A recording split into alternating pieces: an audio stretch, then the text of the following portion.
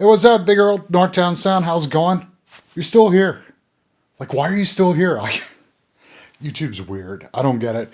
I kind of gave up on doing videos because, well, the business is dead. So that's why there's no demos. And then I was trying something else with the guitar stuff that nobody watches. Nobody was watching that. So I figured unless there was something important, I wouldn't be hauling out the camera. And I got to do some work on a guitar that I was always going to do a video on. So I figured I better do a video on this. I'm going to learn you all a little bit about some early Canadian guitar history. Ladies and gentlemen, this is Dominic. In the 1960s, this young man by the name of Robert Godin took over a family music store in Montreal, turned it into kind of like a rock and roll guitar shop. Smart move on his behalf. Early 70s, he goes on a hunting trip with his pop, even though he didn't hunt. And they ended up in this place called Le Petre, Quebec. And he ran into this guy whose name was Norman. I can't find him referring to this guy's last name. His name was Norman. Norman was a window maker. He did sashes and stuff out of wood. And he had a factory where he made wood-clad windows that nobody wanted anymore because it was the 70s and everybody's swapping over to aluminum and fiberglass. And this Norman guy had built an acoustic guitar. He had no clue what he was doing, but he had built an acoustic. Turned out to be pretty good. He talks to young Robert there and he's like, you know, I would like to start building guitars. Can we start a guitar factory? Robert was like, yeah, sure, let's do it. Don't you wish it was that easy to start businesses nowadays? The original Norman guitars were acoustic dreadnoughts. The quality was kind of like 70s Yamaha for those in the know. You know, guitars that played great, that were actually built incredibly well for the price, sounded good. Probably better than what was coming out of Nazareth at the time, that's for sure. I really haven't seen any of those 70s Normans in a lot of years. I don't know if they all got, thrown out for whatever reason or people are just smart in keeping them. But acoustics. And I mean, who the hell wants an acoustic guitar? We all want to plug in, right? So in the early 80s, Norman started building electric guitars, like this one here. So definitely a child of the early 80s. You got that BC Rich sort of body aesthetic going on there with just a single hum happening. The neck, however, has this weird, what is that, sort of banjo-inspired inlay to it. And then very traditional, actually kind of cool and classy peg head with a really goofy-looking scripty Norman logo on there and a ton of dust, as you can see. There's just such a weird aesthetic to this instrument, but product of the era, I guess. So somewhere around 1982, the original Norman factory burnt down, which is really a shame. Robert decided to focus on creating a new design, a new company, which was Seagull Acoustics, which a lot of people play and love because they're really great guitars for the money. Started some other lines off, like my beloved Godin guitars, Art and Lutherie. I have an Art and Lutherie acoustic over there, right? And eventually, they also started producing Norman acoustics again. But this is really a rare bird, and this is kind of, in a lot of ways, this is the start of the mass-manufactured solid-body electric guitar in Canada. The strings on here are fucking disgusting. So, I'm going to change the strings. We're going to set it up. One of the keys to this instrument is this here. This is a Goto humbucker from the early 80s.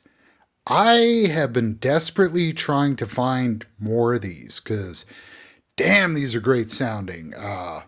Really like these. Pretty sure it's Goto hardware that are on here too. This is wired weird too. You have a volume and a tone. You figure that's going to be a coil split, but I swear it's a tap. You definitely get a drop in output, and it does get thinner sounding, but there's no hum. Serial number 167. From what I understand, they started these at 100, so this is number 67. Honestly, don't know how many of these they built. It was not a lot. 5-piece body, oddly not built as well as you would hope. This mahogany in here, you can feel where, especially on the back here, it's not completely sanded down. Yes, there is some buckle rash on this. But there's also places where it's not even. It's not like dual screw tuners. Damn, I like that. That's such a good idea. I got this guitar for about $150, and the biggest reason is right here. This is a pretty severe back crack, and honestly, I've never been able to figure out exactly what happened here. I don't think this is just a truss rod popping out. I think what happened, this is my educated guess, is that they had the truss rod sort of maxed out and then this got dropped. It's a fairly significant gouge on this thing. It's for collecting dust, as you can tell. Man, this thing is filthy. When I got this thing, I was like, well, what am I going to do with it? So I decided to do something with this I've never done on another instrument at that point, which was to pull the Lee Ronaldo from Sonic Youth thing, which is throw on some strings, start twisting the machine heads until something cool happens. B flat, E, B, F sharp, G sharp, B. Which is a really fun, rich, lush sounding tuning. This is a little bit narrow down at the first fret, but it's nice for finger picking. But I think you can even see like these strings. I don't even know when I changed these strings last. So I'm going to throw some DDTs on here, just because that B flat can get a little wobbly. This is just the Dario mediums, I think, 11 through 54. These were 11 through 54 from the Brazos department store. The only thing is, I forgot to check. I think these are a plain third, and this one's wound. But again, that's that F sharp to G sharp, so might actually sonically be okay. I don't know. A little bit of simple green. I'm just hitting it with microfiber to get rid of some stuff. That bridge was way grosser than I thought it was. Ew, it's all dirty. It's one of those cases where I tried pulling out one of the screws for the saddle, and yeah, you can just tell it wouldn't come back together right. So one of those things that's pretty well impossible to film. But this crack here, so this side here is a little bit raised, which is why I've never tried to fill this, because it's probably just going to continue cracking. It's the same with that thing. I'm not going to worry about that ding because it's not really worth it in the end. But that's some fine sanding job. That's the way I do woodworking, frankly. You see just multiple passes with the router in here. It's kind of bizarre how crudely that was done. This black marker was me because there was this weird maple colored line around this. It fits super tight, but you can still see it. I don't understand that. So anybody tell me what that wiring means? Mainly because look at how many wires are coming off that pickup. I don't know. It works. It sounds neat. So I'm going to touch this up in a couple of places though. But yeah, I've been building guitars lately, actually, so I know exactly what this is from, because this is what mine end up looking like. Can I get that? Ooh, it's all rough. So, truss rod at the body side. Fuck, I hate that. And this truss rod, what's left of it here. This guitar is one of those examples of, what do you do when the neck might be too far gone and your truss rod doesn't help? Is it firewood? Well, no, you use it for what you can use it with. This thing plays fine. It won't play perfectly. It has too much relief in the neck. So I'm going to oil out the board, fix that, string it up, and get the tunes back on, because fuck YouTube and their copyright strikes. And besides, I'm listening to Otoboke Beaver. Okay, I don't think Damnably Records is going to go after me, but YouTube probably will. Fuck. I guess while I got everything set up, I'll show this again. The other way to figure out how much string to use. So, I've got this into the peg head. I want this is going to be the B flat. So I want this under relatively high tension. So, I'm going to go 4 fingers or so at the 12th fret. Make the sharp S bends up the peg head. And then tighten it. Okay. I'm not going to go, 2 tuners past, or X number of centimeters or whatever. I do it off of the fingers, okay? Which takes, that was something that was shown to me by a guy who was a guitar tech back in the 70s. That's how he was taught. And the guy who showed him that was actually one of Rush's techs. So, yeah, total Canadian story there. So with the third string, which is plain, the old one was wound, this is an F sharp. And I don't need this as tight on tension. So what I'm going to do is I'm going to put this at 5 fingers. So basically 4 fingers of my thumb. So that's going to get a little bit more string length, which modifies the way the string tension goes. Again, that's going to depend on the size of your mitts and stuff like that. But try doing that. 4 finger, 5 finger, sometimes like if you want to really bend your strings, a lot extra will actually make it easier to bend strings. Anybody who tells you otherwise, tell them to try stringing their guitar fucking differently, because there are multiple ways of doing this, you know. So again, in a hard bend, and then a hard bend with my thumb. See, so it's like a Z bend, then in place. I do not like wrapping my strings around and then through. They never stay in fucking tune for me. And I play super lightly. I don't understand how that works. Okay, new strings, tuned to pitch.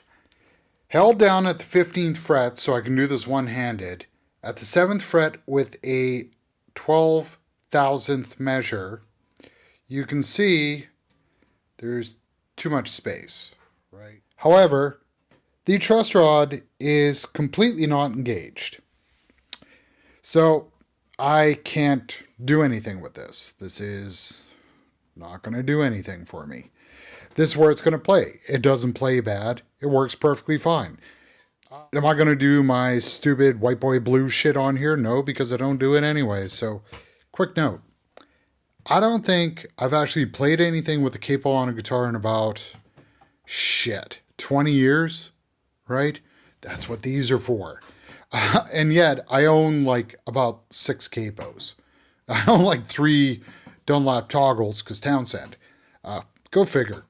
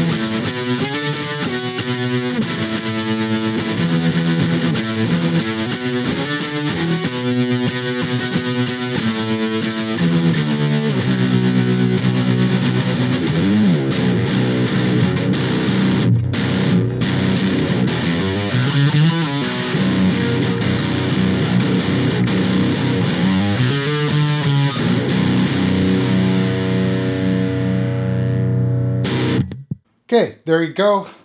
That's Dominic, the Norman. Dominic, there was a dude in Canada, his name was Dominic Toriano. He was one of the first BC Rich endorsers in Canada. I think he was actually one of their first ones, period. He goes back to like 75 or something. vaguely BC rich, Canadian, so Dominic. So really cool piece of Canadian guitar history in all the shit that I own around here. This is probably my favorite piece simply because nobody knows what this is. And this actually to me is far more historically interesting than, some mid-70s Kalamazoo thing, that's for sure. So if you like that video, you know what to do. I'm still an antisocial prick. I don't get this social media shit. I did videos to sell pedals. The business is pretty well dead right now, so I'm not doing videos. Respect for you guys for watching. I mean, I guess YouTube's running low on content or something. People's watching this stuff, or you're just interested. There's going to be 12 people interested in this video, and that's fine. I'm doing this for the 12 people that are watching this. With the crappy lighting and the soft focus and the weird color shifting and the fat guy rambling because he doesn't know what to say. And again, respect. Respect to you all for watching this, taking time out of your lives to watch this stuff. Hopefully you learn something. Hopefully you get something from it, okay? I truly respect you all for coming and checking this stuff out, okay? Big Earl, Northtown Sound. Until the next time I post something, later.